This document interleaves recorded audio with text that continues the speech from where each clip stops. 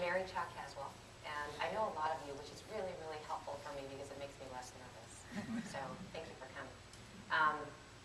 So similar to Bobby and to Naveen, I was born in Seoul, Korea. Moved here when I was 6.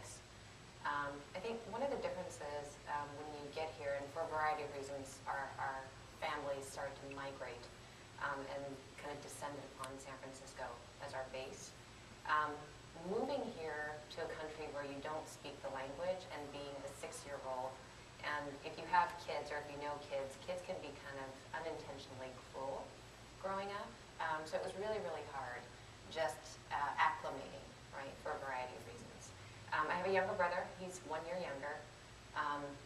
One of the things that I appreciate the most now when we moved is we lived a certain way in Korea, and we were very established, we meaning kind of the bigger we, my mom, my dad, my grandparents, very established, very comfortably in our living. And then you move here and then everything changes. Small example, my dad was a very established, credible architect in Korea. We get here and none of that floats.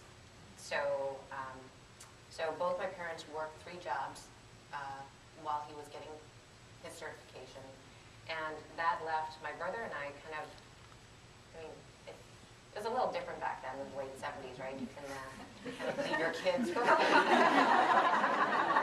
social services, not even near the door. But I mean, it's the classic latchkey kids, right? And we started at a really, really young age because my parents had to work. I mean, we moved from what I remember to be a giant house to a 1-room studio because that's all we could afford. So growing up that way and just being responsible at a really, really young age and learning to take care of ourselves is probably the one aspect of kind of, and for people who know me, it's in my DNA, right?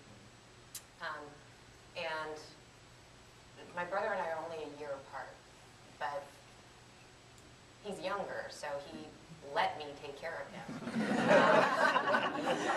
So letting me take care of him meant exactly that. I mean, I did a lot of what my parents would have done, and kind of was that way into my teen years until we, as a family, became a lot more established to what we know now.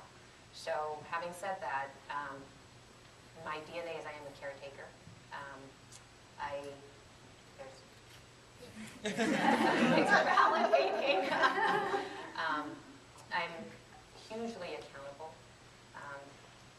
I make sure that everything and everyone around me